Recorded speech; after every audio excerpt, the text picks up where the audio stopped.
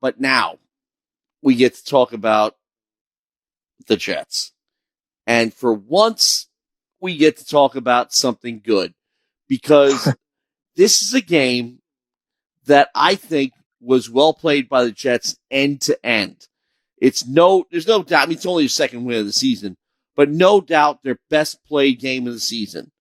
Now, is that because of Mike White?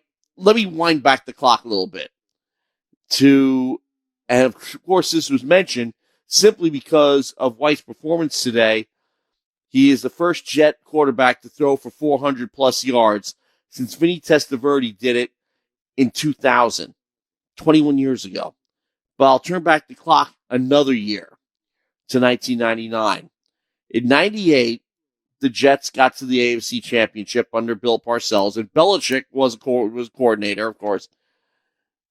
So things look very promising for 1999. Week 1 against New England Patriots, Vinny Testaverde blows out his Achilles, and I remember it's one of those moments where you know where you were when it happened, because I'm in the press box and Bill Shannon, who's a PA announcer for the Jets, says, Vinny Testaverde blown out his Achilles tendon. He's out for the season. And just silence in the press box. It was like a wake, because you just saw the Jets season go in the tank right after a promising 98 season, right after losing to the Broncos in the AFC Championship. Everybody thought this team was bound for the Super Bowl. Dead. So, next task, find somebody to replace Vinny. Rick Mirer got a few reps. He wasn't it. By midseason, they're 2-6. They finally find Ray Lucas, and Lucas turns the team around. They go 6-2 the rest of the year, finishing 8-8. Gets everybody's hopes up for the following year. But they never get quite close to the Super Bowl. But of course, after that 99 season, Bill Belichick is supposed to be the Jet coach, and he bolts, and the rest is all sordid history. But it tells you how long the Jet fans have been suffering. Prior to that, Ken O'Brien was the only one to do it in 1986. Dan Marino was throwing 400-plus yards a week every week, and he was setting records all over the place. Jet quarterbacks don't have that history. So, right. A very well-played game end-to-end. I was going to say, with all of that, the lead-up to Mike White and his afternoon performance, it's literally unbelievable. Like, I feel like this is a trick. There's no way, this guy, Mike White, come out of virtually nowhere, especially off the Panthers bench. He got cut by the Jets before he bounced around the league and came back to New York. For him to come in his first start for the Jets, put up 400 yards, 3 touchdowns. He did throw 2 interceptions. I don't blame him for either, considering both of them bounced off the hands of his receivers. But yeah, 3 touchdowns, over 400 yards, and did something that let's see if I have it here, as you said, 400 yards was, I think, the first time anyone did that in their first start, or since Testaverde. It's absolutely just mind-boggling and phenomenal for a team that felt like has been cursed for so long. Something finally came their way on the grand stage against the best team against the AFC. Exactly. So what does that do? The reason why I brought up 1999 is because somebody will. Right. Somebody who remembers that far back, somebody who's around that far back, and there are plenty of middle-aged Jet fans who remember, who were there right there, watching it with me. So, honestly, just recapping the game further, I was honestly stunned that they looked that good that early, because it didn't take long for New York to come out fired up. They really just marched right down the field and got a touchdown against a pretty good Bengals defense, which was top 10 entering today in several categories, like rushing yards and passing yards. The disparity virtually couldn't be any more different than New York and Cincinnati today. But they played I'll well. tell you this too. Yeah. Think about it this way too. I'm talking about that 1999 Jet team, right? That had trouble the first half of the season because they didn't have an effective quarterback. That team was way more talented than this team. Yes. Way more talented. And they struggled because they didn't have an effective quarterback. Yeah. Now, here you go. The guy has a career day, obviously. The game of his life. Now, expectations are going to be high because he threw 400 yards. Well, see if he can do it next week. Doesn't have to. All he's got to do is, to be effective, is don't throw picks, take care of the ball, do what he's supposed to, just do his job. Because that builds up confidence in all over the team, offense and defense. That was the other thing too, is because the receivers, this was, I think, their best performance as well. Despite them giving up the 2 interceptions, Michael Carter was running back, Jameson Crowder, Ty Johnson, Elijah Moore, all of them caught at least 5 passes. And it wasn't just essentially dink and dunks. These were, good, medium, down the field passes, or some impressive, catches in the end zone, as is the case with Braxton Berrios, to get the Jets to 3 points entering halftime. But again, White got the offense involved, I thought, from the start. And that was really a big difference maker, where you see Zach Wilson, struggling, with pressure, trying to, get out of the pocket, scramble, look for a guy. He's not there, tries to force something, gets tipped up and picked, or just gets picked. We didn't see that issue with White. He felt he was in control from the moment he was under center. And it just shined through the entire game. And he really didn't let either of those turnovers deter him throughout the contest. And again, I think that was a big reason why offense really shined today. And in terms of the future of this team, I don't think they're a playoff team because of this win, but it tells me this team could end up getting 3 or 4 more wins down the line, which is better than most of their prior seasons and is a good sign for the future. There's no way to me that White doesn't start the next game, or even if he has a bad game, the next couple of games. And when Wilson gets healthy, you determine what the next course of action should be. Honestly, I think Wilson should learn under Flacco, continue to learn under him, learn under White, and maybe, save him for the end of the season or next year. When the Jets, either they're out of playoff competition or again to start next year and kind of get him a new look in terms of what the offense is going to be like. White's handled it pretty well this week. And even when he got banged up, he came right back in the game and delivered a great strike that ultimately got the Jets another score. Well, it is one game. And that's one thing, as you Jet fans out there, you kind of have to stay within yourselves a little bit. Because you had, you got a great sign here that this could lead to a turnaround. But and here's the thing. It's only week 7 or week 8, actually, because the Jets had a bye already. But they're 2-5. They've got 10 more games left to play.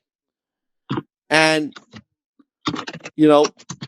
anything can happen. I'm not expecting anything. I mean, when you look at your points for and points against, they have a minus 92 point differential. I mean, all the stats point out, except the 2-1 at home, which is nice. Win 1 on the road, that would convince people, I think, because they were 0-4 on the road. But it just gives you a little bit of, well, first of all, going into this week, think of how you felt last week versus this week. Oh, and just take it one game at a time. Play with the house money. Because I'll tell you something. If you did bet on the Jets, you got good odds, and you probably made a couple of bucks. Play it.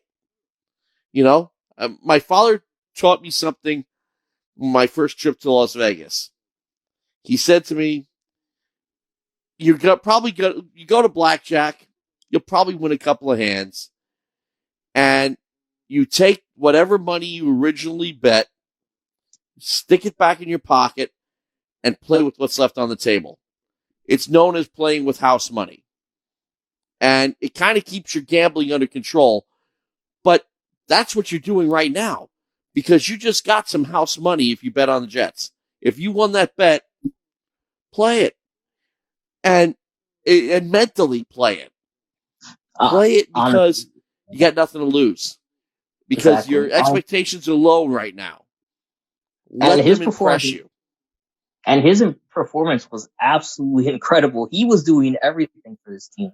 We talked about his 405 passing yards, 3 touchdowns. He caught a 2-point conversion that ultimately was the go-ahead score for the Jets team off of their version of a Philly special. So, the fact he was able to do that, and this Bengals team was just caught so off guard by him, it goes to show that, no, we don't think he's going to be the next Tom Brady, but there's something there, I think. There has to be more, going up against one of the best defenses in the AFC than this being a 1-week wonder. There just has to be. And honestly, even if it is, it was better than what Zach Wilson was doing for much of the season. And I don't blame that as saying White's better than Wilson. White was cut 4 times by the Jets after all. But actually, based on his performance, right now White is better than Wilson. Well, Until what? I next agree. week. I'm just talking about more overall. I think at the end of their careers, Wilson will probably be the better quarterback. It's just he's young, being thrust into a bad situation as well, with a team trying to find an identity, and he's trying to do everything he can on his front to, get them to function as a football team, and it doesn't work out. So I'd say he's abstained from any blame. Of course, some of those picks, turnovers have been his fault, but at the same time, with White, as you said, it's been working. And I think just he has a much better understanding of the system. And I think you got to keep riding him for the next month or two. And I wouldn't be opposed to him, starting the rest of the season, unless they really feel like Joe Flacco's going to get them some wins.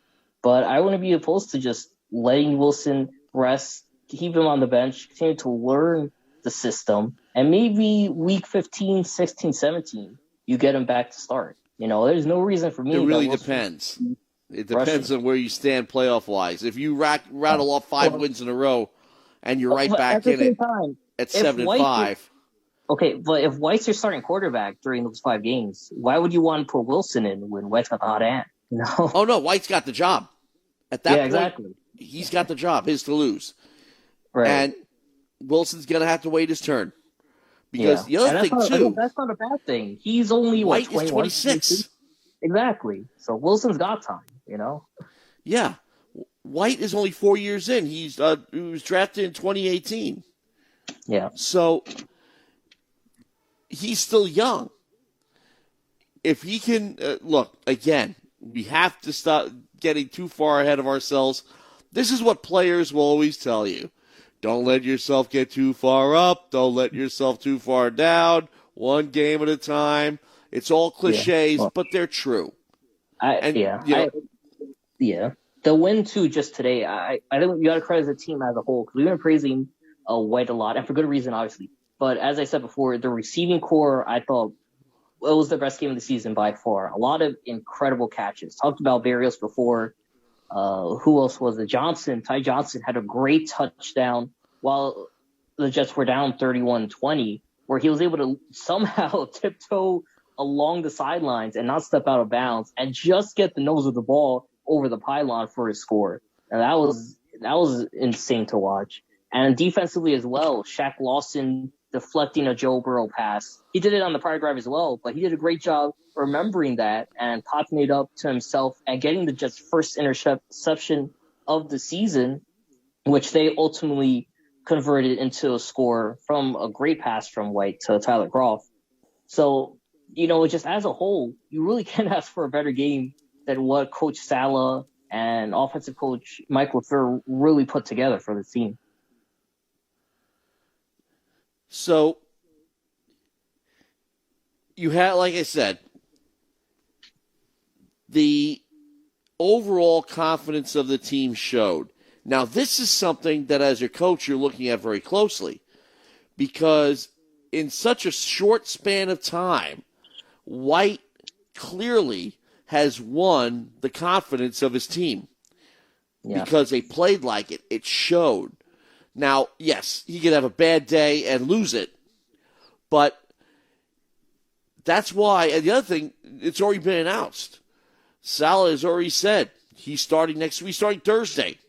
So that's we're a bit ahead of ourselves. Jets have a short week. So this will definitely be proof of the pudding. Whether or not White has made the impact. We've seen it happen. I don't have to go back 20 years. You can go back 20 months. You can go back to several teams in the NFL where you change quarterbacks, and that quarterback may not necessarily be the second coming of Tom Brady, but he inspires enough confidence to turn a season around. I mean, even Tim Tebow did that one year. So I'll say this as well. This is a Colts team. They're a good team, but they're coming off a really brutal loss against the Tennessee Titans, who the Jets beat earlier this season for their first win of 2021. And the reason for that was defensive mishaps, really from Carson Wentz, and a really bad interception late in the fourth quarter that led to the Titans tying up the game. So for the Jets, they got their first interception of the season. And Wentz is a guy who really likes to throw in the pressure and put his receivers in really risky areas. So I think if they're able to adjust to that defensively and maybe get in their interception in two, they could really turn the tide in their favor. And if they have a repeat of the offensive success they found today, this Jets team could get a 2-game winning streak for the first time in how long?